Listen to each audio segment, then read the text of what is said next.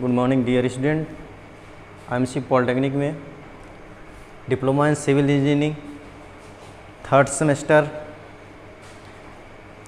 Subject है HHM, ठीक है ना, हाइड्रोलिक्स एंड हाइड्रोलिक्स मशीन का लेसन 2 का सेकंड लेक्चर आज है, ठीक है। तो फर्स्ट में पढ़ाए थे हम घनत्व और आपेक्षिक भार में संबंध, ठीक है ना, घनत्व और आपेक्षिक भार में संबंध पढ़ाए थे। उसके आगे ही पढ़ेंगे, है ना, जो प्रॉपर्टीज़ ऑफ फ्लूइड है उसका 5वां नंबर जो है फ्लूइड का, जो पांचवा गुण है वह है आपेक्षिक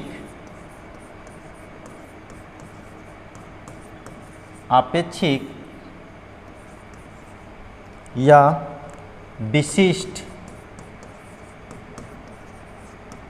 विशिष्ट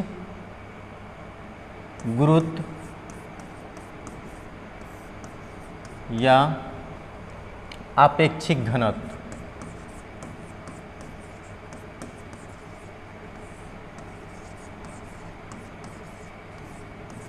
ठीक है, स्पेसिफिक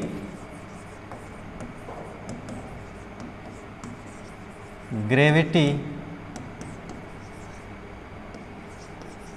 या स्पेसिफिक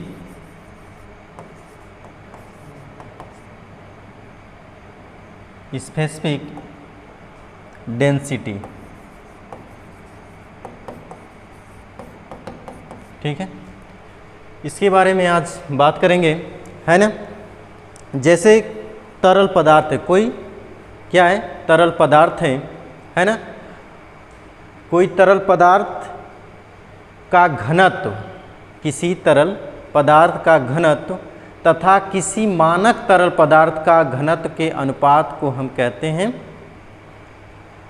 आपेक्षिक घनत्व, है ना, उसे कहते हैं आपेक्षिक घनत्व, ठीक है।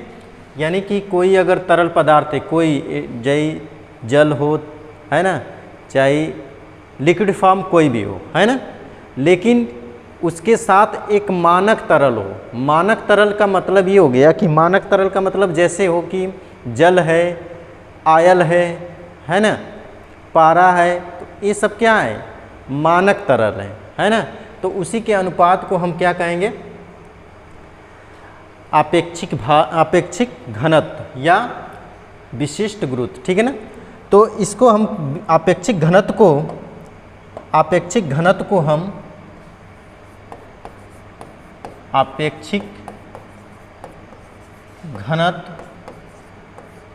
को कैपिटल एस से प्रदर्शित करते हैं, है ना, कैपिटल एस से प्रदर्शित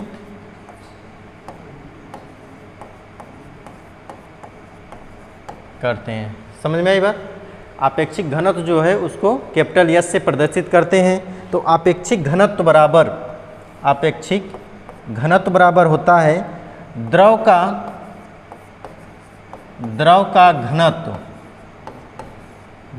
घनत्व बटे 4 डिग्री सेल्सियस पर पानी का घनत्व।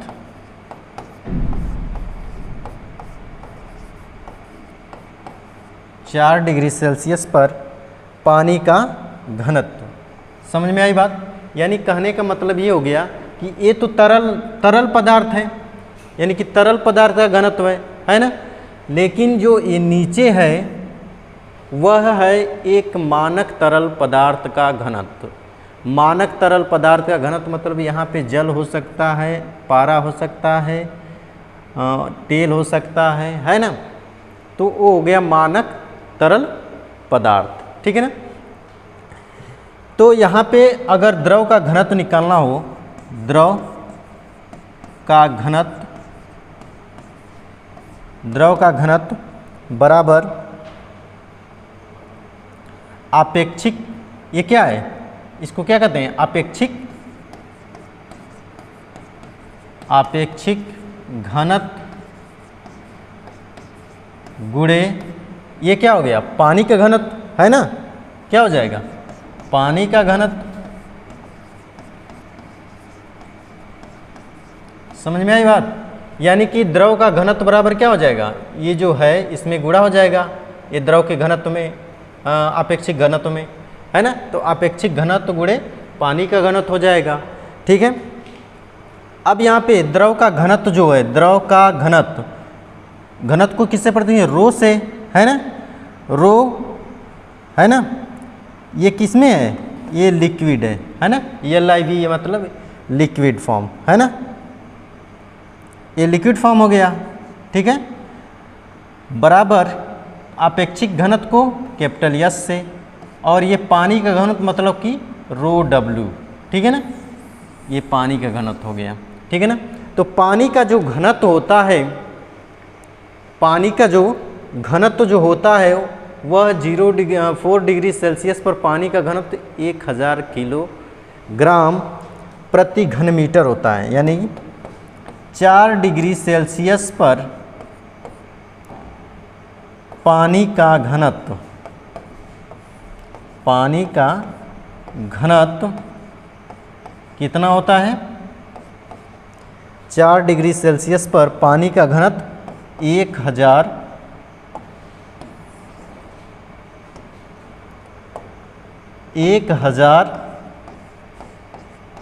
किलोग्राम घन मीटर होता है ना।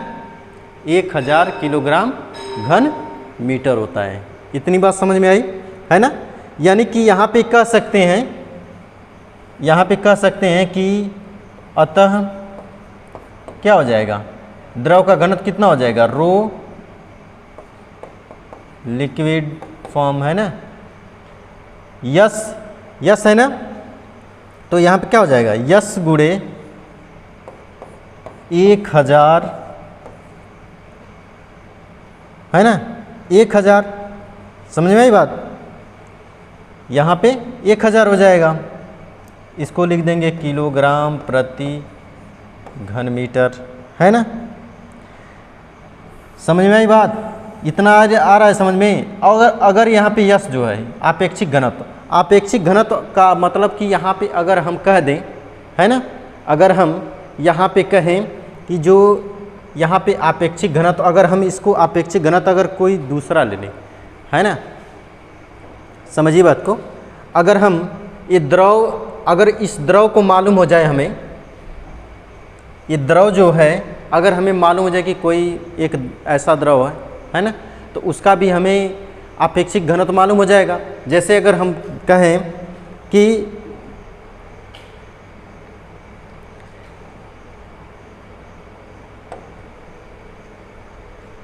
इसको थोड़ा इरेज कर दे रहे हैं,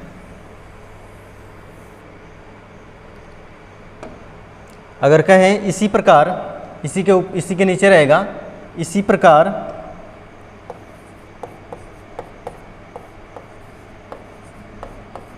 प्रकार पारे का घनत्व,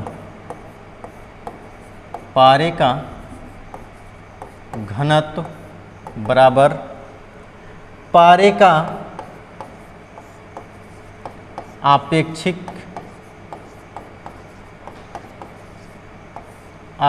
घनत्व गुणे पानी का घनत्व, है ना। तो अगर यहाँ पे पारे का घनत्व कितना, पारे का घनत्व कितना होता है, 13.6 होता है ना। और पानी का घनत्व कितना है, 1000, ठीक है ना। तो दोनों अगर मल्टीप्लाई करेंगे तो 13,600, है ना, 13,600 किलोग्राम प्रति घन मीटर, है ना। तो ये क्या हो जाएगा, पारे का घनत्व हो गया, है ना। इसे कहेंगे पारे का घनत्व, है ना। ये तो हो गया द्रव के लिए, है ना। ये जो था ये द्रवों के लिए था, ठीक है ना। अगर हम गैस के लिए निकालें, अगर हम यही गैस के लिए अगर निकालें आपेक्षिक घनत्व, तो क्या होगा, देखिए। अगर हम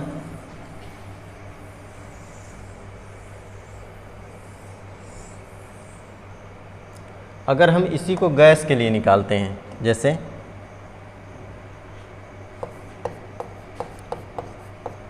गैसों के लिए, है ना, गैसों के लिए क्या होगा, जैसे गैसों के लिए क्या हो जाएगा, आपेक्षिक घनत्व, आपेक्षिक घनत्व यस बराबर द्रव का घनत्व या गैस का घनत्व हो जाएगा ना। जब गैस लिए हैं तो यहाँ क्या हो जाएगा, गैस का घनत्व,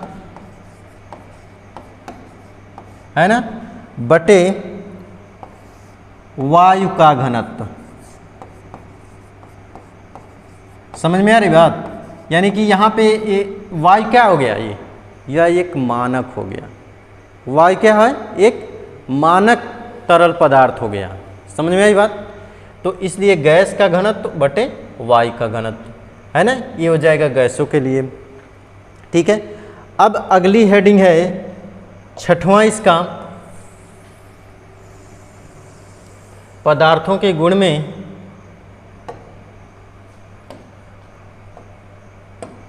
पदार्थों के गुण में छठवां क्या है, ससंजन। ससंजन, है ना, ससंजन का मतलब देखिए कोहेशन, ठीक है ना। ससंजन यानी कि तरल का वह गुण, तरल का वह गुण जिसके अणु आपस में आकर्षण बल से बंधे होते हैं, है ना, बंधे होते हैं, है ना, तो उसे कहते हैं ससंजन, है ना, उसे कहते हैं ससंजन, है ना।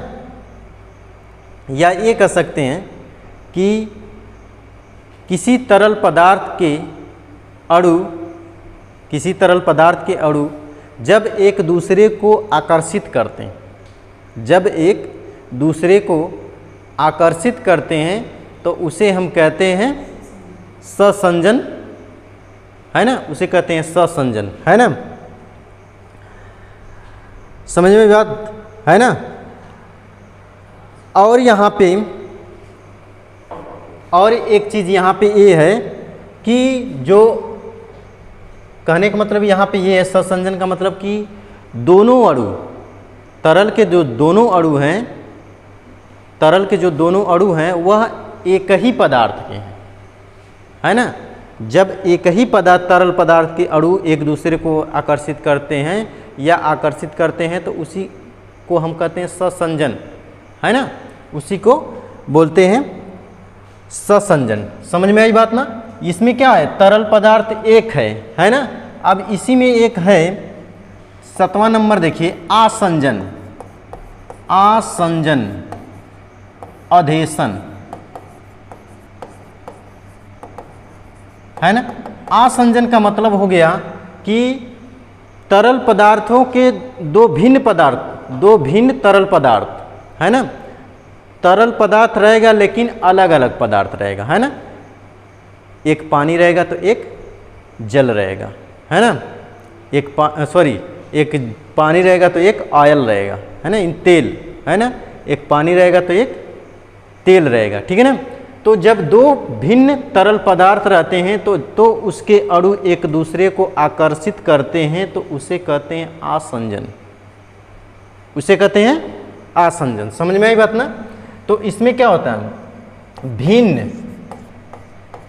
भिन्न तरल पदार्थ होते हैं, है ना। और इसमें कहते हैं, इसमें एक ही तरल पदार्थ, है ना। जब एक ही तरल पदार्थ के अणु एक दूसरे को आकर्षित करते हैं तो उसे कहते हैं ससंजन। और जब भिन्न तरल पदार्थ के अणु एक दूसरे को आकर्षित करते हैं तो उसे कहते हैं आसंजन, है ना। इतनी बात समझ में आई। अब है, इसके बाद है संयंता। अगला है 7वां नंबर पे संयंता।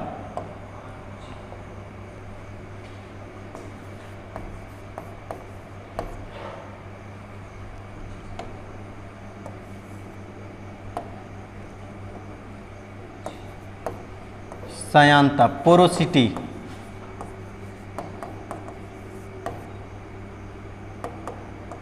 पोरोसिटी नहीं, विस्कोसिटी, सॉरी, विस्कोसिटी होता है, पोरोसिटी में संसंजन नहीं होता है ना। विस्कोसिटी, ये 7वां नंबर है। इसमें क्या है कि तरल का वह गुण जिसके कारण तरल के विभिन्न तलों पर दाब लगता है ना। कहने का मतलब यह है तरल का वह गुण जिसके कारण तरल के विभिन्न परतों के मध्य आपेक्षिक गति का विरोध होता है, मतलब कि उसकी आपेक्षिक गति का विरोध होता है, तो उसे कहते हैं हम श्यानता, है ना, उसे कहते हैं श्यानता। देखिए इसका फिगर है,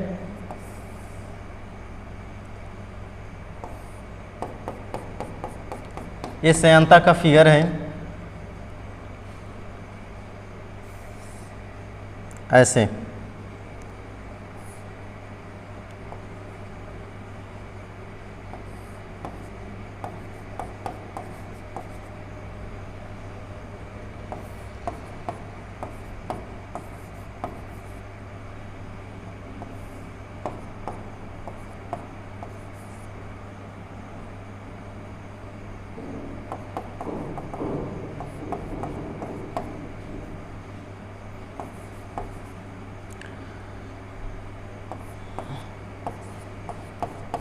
ये वेग की रूपरेखा है, ठीक है, या पार्श्व चिन्ह, पार्श्व चित्र है।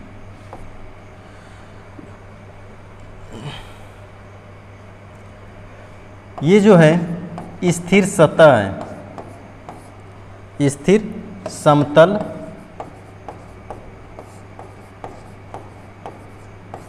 सतह है, ठीक है ना। अब यहाँ पे ये फिगर है ठोस सतह के निकट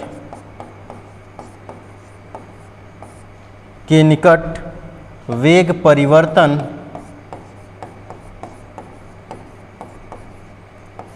परिवर्तन का स्तर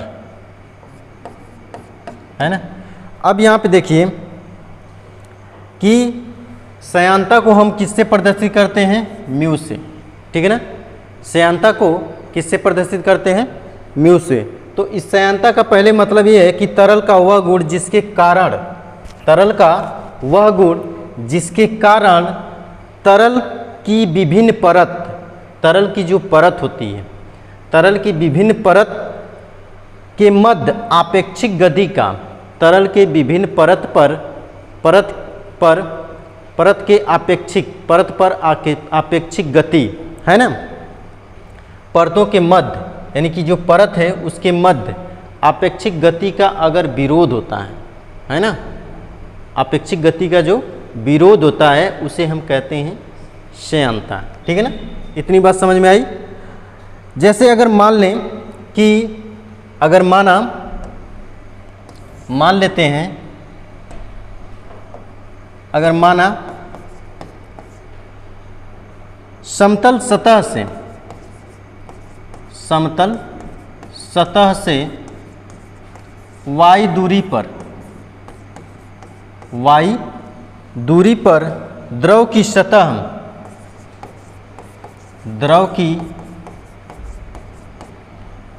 सतह या पार्श्व की गति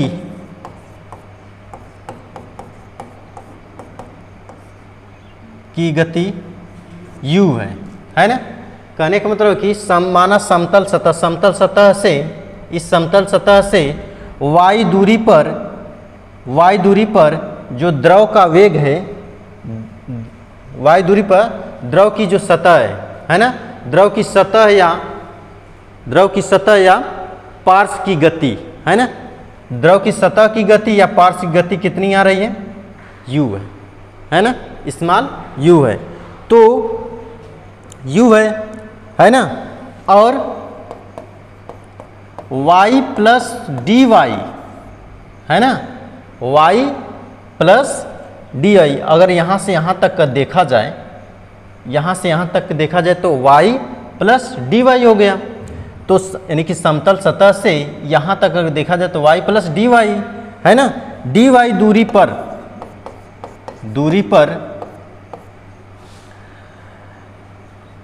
इसके ऊपर दूसरी सतह है ना, दूसरी सतह या परत की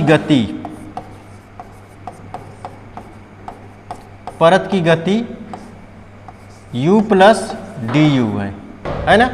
कह रहा है कि अगर यहाँ से देखा जाए y प्लस डी वाई दूरी पर एक दूसरी सतह है, उसकी अगर गति देखा, उस परत की गति देखा जाए तो u प्लस डी यू है ना, u प्लस डी यू है ना। तो दोनों परतों के मध्य अंतर कितना आ रहा है, दोनों परतों के मध्य अंतर कितना आ रहा है, गति का अंतर कितना आ रहा है, डी यू आ रहा है ना। इन दोनों परतों के अगर अंतर निकाला जाए तो डी यू क्या हो गई है, इसका अंतर आ रहा है ना, अंतर आ रहा है।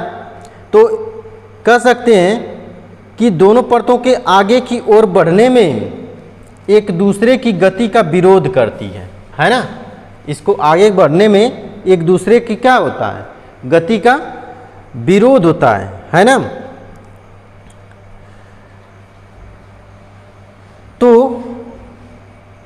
तो यहाँ पे ये कह सकते हैं कि परतों के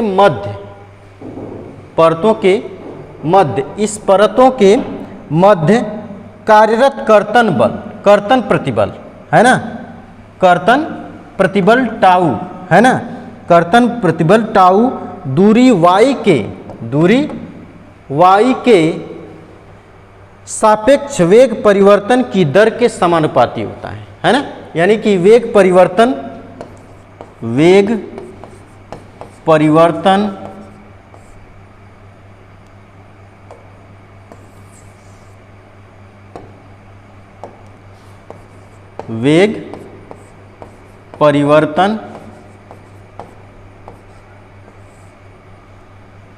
या ये कह सकते हैं कर्तन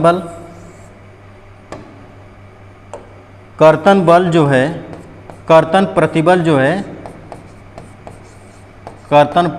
टाउ जो है वह किसके समानुपाती है, वेग परिवर्तन की दर, वेग परिवर्तन की दर के क्या है, समानुपाती है। समझ में आई बात। यानी कि जो टाउ है वह वेग परिवर्तन की दर के समानुपाती है। तो यहाँ पे टाउ बराबर या समानुपाती अभी दीजिए, ठीक है ना। वेग परिवर्तन की दर d u upon d y है ना। D u upon d y क्या है, वेग परिवर्तन की दर है ना। तो टाउ बराबर mu d u upon d y है ना, d u upon d y. समझ में आई बात।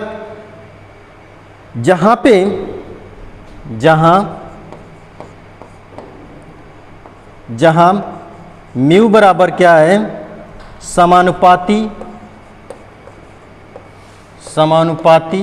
स्थिरांक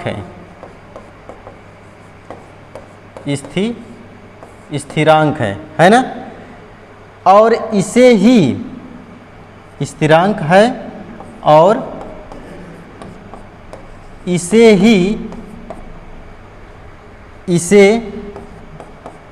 गतिकी संयांता गुणांक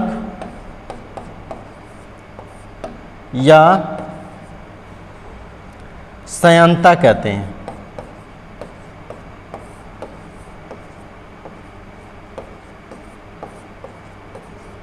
है ना। इसी को हम क्या कहते हैं, गति की श्यानता या श्यानता, है ना, कहते हैं। अब यहाँ पे इसको इरेज कर दे रहे हैं थोड़ा सा इसे ऊपर।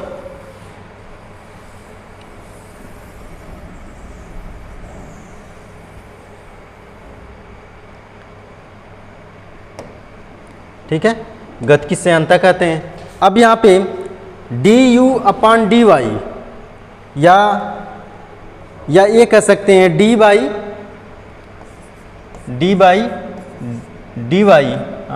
है ना।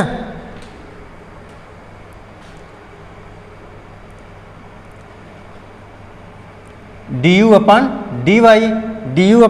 क्या होता है यहाँ पे, कर्तन विकृति है, कर्तन, यहाँ पे कर्तन विकृति है ना, कर्तन विकृति की दर है या वेग प्रवणता, वेग प्रवणता है। समझ में आई बात, इसी को हम वेग प्रवणता भी कहते हैं, ठीक है ना, du/dy, ठीक है ना। तो इतना समझ में आया, है ना। तो यही जो है फार्मूला क्या है, कर्तन प्रतिबल बराबर म्यू इंटू वेग प्रवणता के गुणनफल के बराबर होता है ना।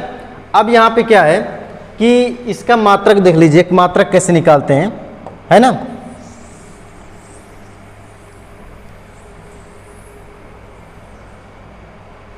इसका मात्रक देखिए कैसे निकालते हैं, श्यानता का मात्रक, है ना, श्यानता का मात्रक, है ना। श्यानता का मात्रक जो है देखिए tau equal to mu into du/dy, है ना, tau equal to mu into du/dy, है ना। तो यहाँ पे क्या कर सकते हैं हम, अगर हमें इसकी निकालना है ना, इसका निकालना है हमें, श्यानता तो वही है ना, तो म्यू बराबर क्या हो जाएगा, म्यू बराबर टाउ/du/dy, है ना, ये फॉर्म हो जाएगा। अब यहाँ पे ये क्या है, कर्तन प्रतिबल है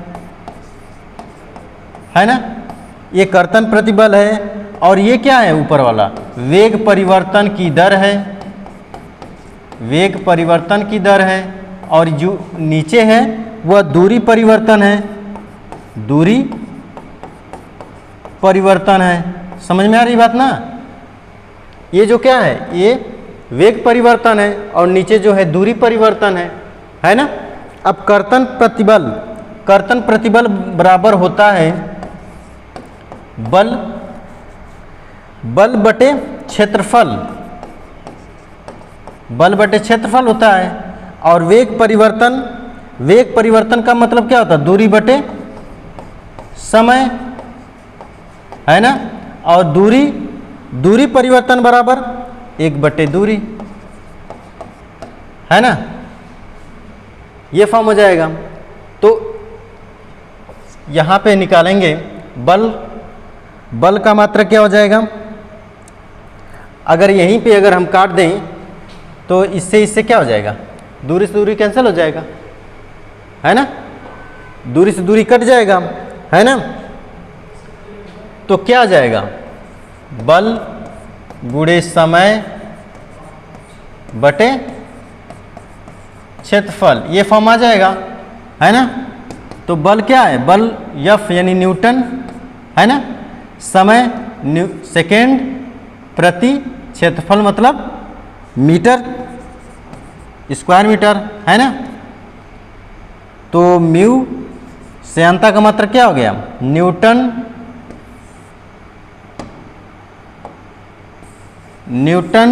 सेकेंड प्रति वर्ग मीटर, न्यूटन सेकेंड प्रति वर्ग मीटर के है श्यानता का मात्रक, ठीक है ना। अब आगे बात करेंगे हम शुद्ध गति की श्यानता, है ना। अगला है शुद्ध गति की श्यानता। देखिए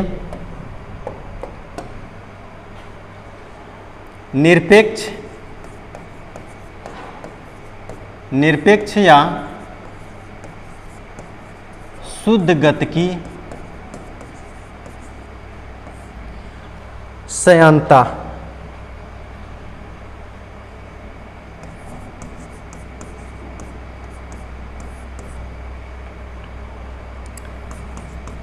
काइनेमेटिक विस्कोसिटी है ना। अब यहां पे क्या है कि किसी तरल की गतिकीय श्यानता, किसी तरल की गतिकीय श्यानता और घनत्व के अनुपात को, और उसके घनत्व के अनुपात को हम कहते हैं निरपेक्ष या शुद्ध गति की श्यानता, है ना। उसी को बोलते हैं निरपेक्ष या शुद्ध गति की श्यानता। इसको हम प्रदर्शित करते हैं ग्रीक प्रतीक न्यू से, है ना, है ना। इसे क्या, किससे प्रदर्शित करते हैं? न्यू से। देखिए न्यू बराबर, है ना, न्यू बराबर होता है श्यानता बटे घनत्व। समझ में आई बात? श्यानता बटे घनत्व मतलब कि किसी तरल पदार्थ की श्यानता, गति की श्यानता और उसके घनत्व के अनुपात को हम क्या कहते हैं? निरपेक्ष गति की श्यानता या शुद्ध गति की श्यानता, है ना। तो श्यानता यहाँ पे क्या होती है? म्यू, और घनत्व जो होता है रो, है ना, ये होता है इसके बराबर। समझ में आई बात? अब यहाँ पे हम बात कर, अगर इसका मात्रक निकालना है तो म्यू का मात्रक है शुद्ध गति की श्यानता का मात्रक क्या हो जाएगा? शुद्ध गति की श्यानता का मात्रक मीटर वर्ग मीटर प्रति सेकेंड, है ना, होता है। ठीक है, शुद्ध गति की श्यानता का मात्रक मीटर वर्ग मीटर प्रति सेकेंड होता है ना। अब है श्यानता का मापन, है ना। श्यानता का मापन जो है कैसे करते हैं, किससे करते हैं, है ना। देखिए श्यानता का जो मापन है, श्यानता का मापन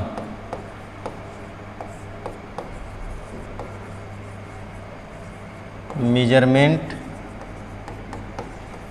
ऑफ विस्कोसिटी, ठीक है ना, मेजरमेंट ऑफ विस्कोसिटी। तो श्यानता का मापन हम विस्कोमीटर से करते हैं। किससे करते हैं? विस्कोमीटर से करते हैं, है ना। एक उपकरण होता है विस्कोमीटर, जिससे हम श्यानता का मापन करते हैं, है ना। विस्कोमीटर जो है कई प्रकार के होते हैं। विस्कोमीटर जो है कई प्रकार के होते हैं, जिसमें से मुख्य कुछ ऐसे हैं, 3 ऐसे हैं जो देखिए जिसका उपयोग ज़्यादा होता है ना। पहला है angler viscometer, angler viscometer.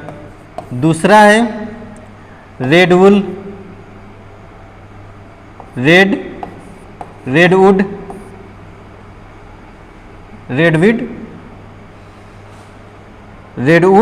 Viscometer.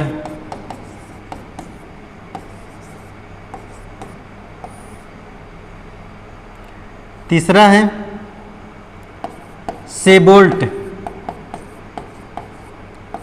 Viscometer, ठीक है ना। ये 3 प्रकार के विस्कोमीटर होते हैं, जिससे हम क्या करते हैं? श्यानता का मापन करते हैं, है ना। समझ में आई बात? अब इसके बाद है पृष्ठ तनाव। पृष्ठ तनाव किसे कहते हैं? देखिए पृष्ठ तनाव, है ना,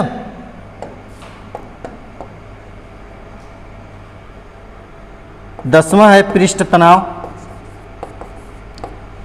पृष्ठ तनाव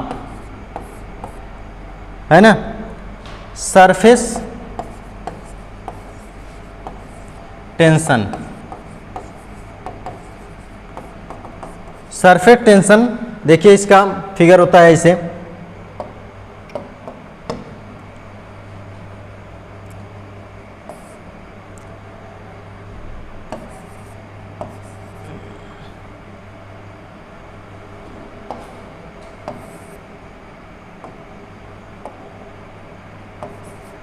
ए बी,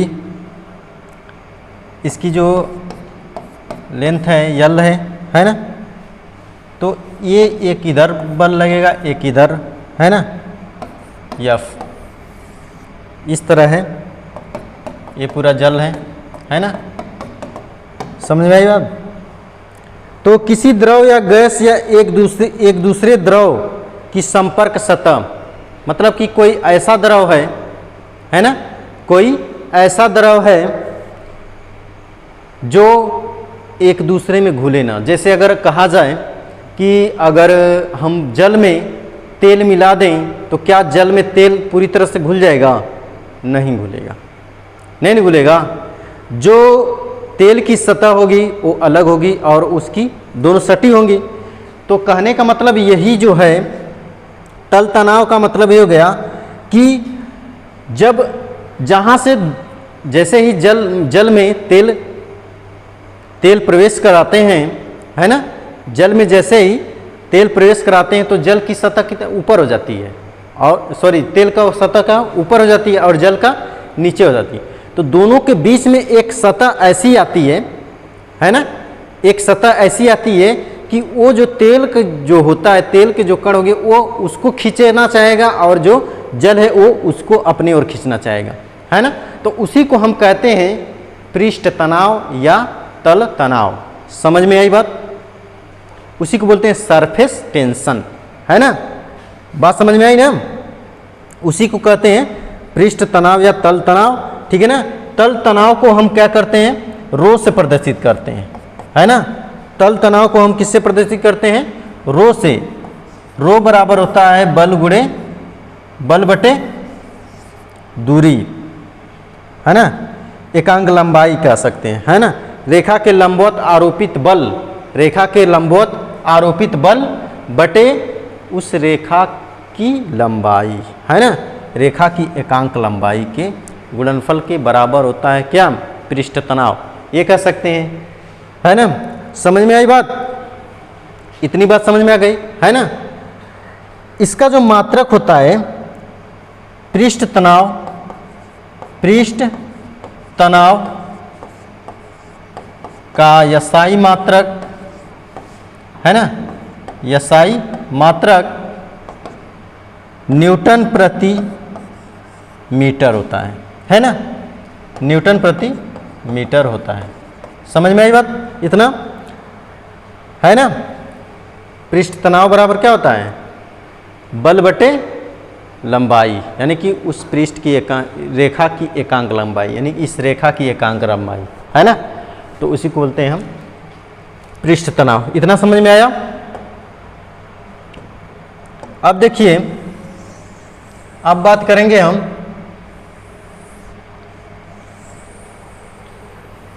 केशिकत्व की, है ना।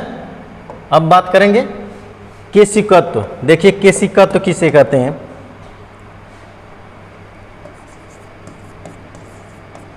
केशिकत्व, है ना, यानी कैपिलैरिटी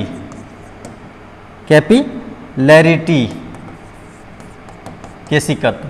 केशिकत्व का मतलब होगा कि किसी केश नली में द्रव का ऊपर चढ़ना या नीचे उतरना, किसी केश नली में द्रव का ऊपर चढ़ना या द्रव का नली से नीचे आने की क्रिया को हम क्या कहते हैं? केशिकत्व। समझ में आई बात, है ना। उसी को बोलते हैं केशिकत्व, ठीक है ना। जब नली में द्रव ऊपर चढ़ता है तो उन्नयन बनता है ना। उसको बोलते हैं केशिकी उन्नयन, है ना, उसको बोलते हैं केशिकी उन्नयन। और जब द्रव ऊपर से नीचे उतरता है तो उसे बोलते हैं अवनमन, यानी केशिकत्व अवनमन, केशिकी अवनमन। समझ में आई बात, है ना, उसी को बोलते हैं केशिकी अवनयन। ठीक है ना, ये बात समझ में आई, है ना। द्रव का केश नली में द्रव का ऊपर चढ़ना या नीचे उतरने को हम क्या कहते हैं, केशिका तो कहते हैं। ठीक है ना। अगला है वाष्प दाब। वाष्प दाब देखिए, वाष्प दाब, है ना, बरहमा जो है वाष्प दाब है। वैक्यूम, वैक्यूम या वैक्यूम में निर्वात होता है, ये हो जाएगा वेपर प्रेशर।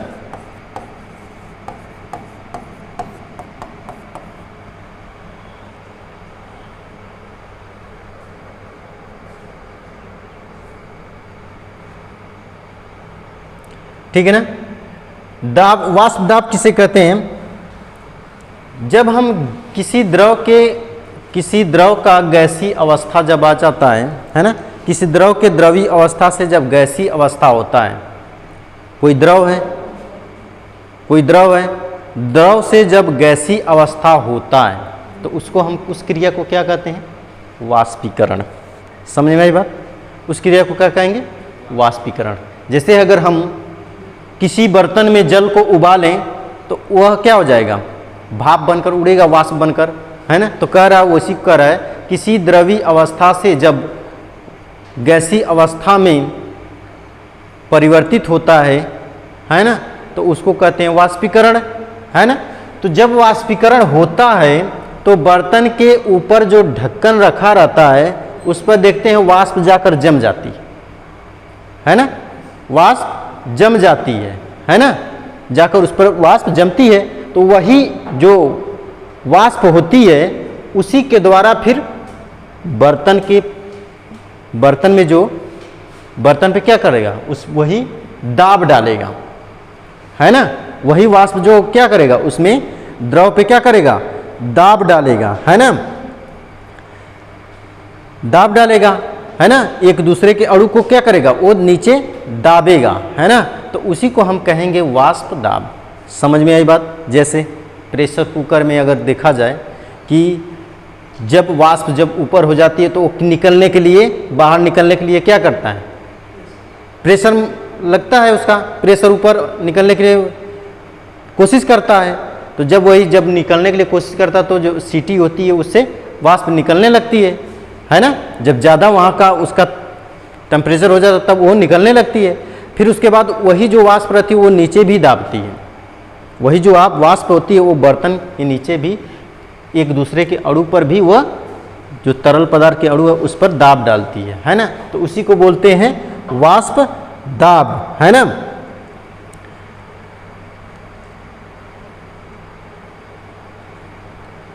समझ में आई बात। समझ में आ गई बात ना, उसी को कहते हैं वाष्प दाब। ठीक है ना। अब क्या है, संपिंडता, इसी में है संपिंडता, ये लास्ट है ना। इसके बाद ये लेसन समाप्त हो जाएगा। ठीक है ना। संपिंडता, संपिंडता देखिए, कंप्रेसिबिलिटी, कंप्रेसिबिलिटी,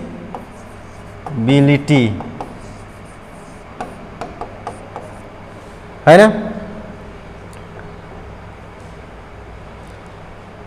ठीक है। यानी कि तरल का वह गुण, संपिंडता का मतलब ये हो गया कि तरल का वह गुण जिसके बाहरी दाब के कारण उसके अंदर हुए परिवर्तन को हम क्या कहते हैं, संपिंडता कहते हैं। समझ में आई बात। मतलब कि अगर कोई तरल पदार्थ है, मान लीजिए कोई तरल पदार्थ है, अगर ऊपर से दाब डालते हैं, दाब डालेंगे तो उसके आयतन में क्या होगा, कुछ न कुछ कमी होगी, है ना। तो उसी को बोलते हैं संपिंडता, है ना, उसी को बोलते हैं संपिंडता, है ना। मतलब कि किसी तरल पदार्थ पर बाहरी दाब लगाने से उसके आयतन में हुए परिवर्तन को हम कहते हैं संपिंडता, है ना। संपिंडता को इसे बीटा से प्रदर्शित करते हैं। संपिंडता को किससे प्रदर्शित? बीटा से प्रदर्शित करते हैं। समझ में आई बात? तो यहाँ पे या ये कह सकते हैं संपिंडता आयतन प्रत्यास्थता गुणन के व्युत्क्रमानुपाती होता है। संपिंडता जो होती है प्रत्यास्थता गुणांक के व्युत्क्रमानुपाती होता है ना, व्युत्क्रमानुपाती होता है, ठीक है ना। तो संपिंडता बराबर हो जाएगा संपिंडता व्युत्क्रमानुपाती 1 आयतन प्रत्यास्था गुणांक, प्रत्यास्था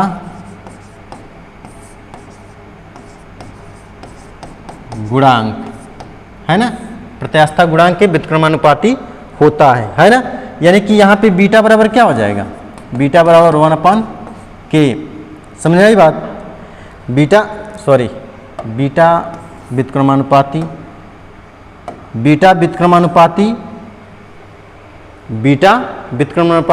1/k, है ना। जब यहाँ पे क्या होता है, या ए भी कह सकते हैं, के व्युत्क्रमानु हटाकर हम बीटा बराबर 1/k कर सकते हैं, है ना। और k का मान जो होता है, वह होता है माइनस dp/dv/v, है ना। ये होता है। समझ में आई बात? तो यहाँ पे क्या हो जाएगा? यहाँ पे जो हो जाएगा बीटा बराबर 1/dp/dv/v,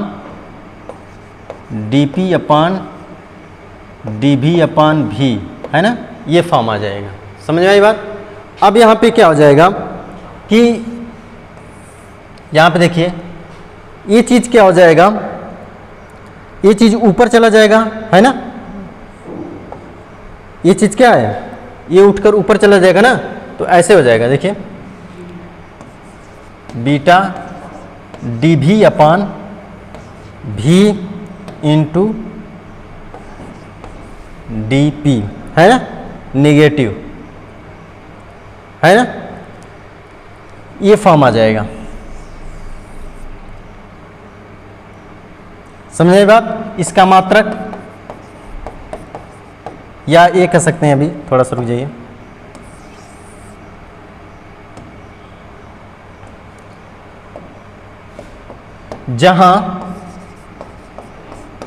जहां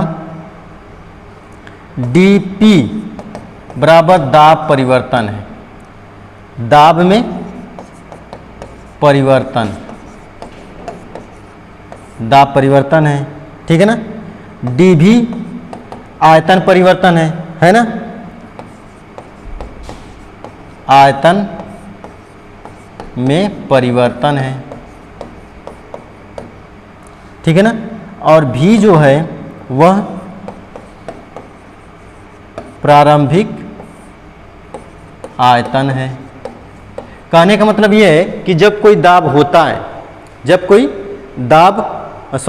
कोई तरल पदार्थ होता है, तो वहाँ पे जब तरल पदार्थ होता है तो उस पर भी दाब पड़ा रहता है, जिससे वायुमंडलीय दाब का प्रभाव पड़ा रहता है ना, वायुमंडलीय दाब का प्रभाव पड़ता है। तो उस तरह वो तो दाब रहता ही है। अगर हम उसके दाब में परिवर्तन करते हैं, मतलब कि हम कोई बाहरी दाब फिर लगाते हैं उस पर, तो उसको कहते हैं दाब में परिवर्तन। तो जब दाब में परिवर्तन करेंगे तो उसके आयतन में परिवर्तन होगा, और जो उसके बाद जब हम दाब में परिवर्तन नहीं किए तो उसका प्रारंभिक आयतन था, है ना, प्रारंभिक आयतन था। जब उसके में दाब में परिवर्तन किए तो उसके आयतन में भी परिवर्तन हो गया, मतलब कि आयतन कुछ कम हो गया है। जब दाब डालेंगे तो आयतन कम होता है ना। तो उसी को हम कहते हैं संपिंडता। समझ में आई बात, है ना। इतना हो गया, ठीक है ना। ये लेसन समाप्त हो गया। कल तीसरा लेसन शुरू करेंगे। ठीक है, थैंक यू वेरी मच।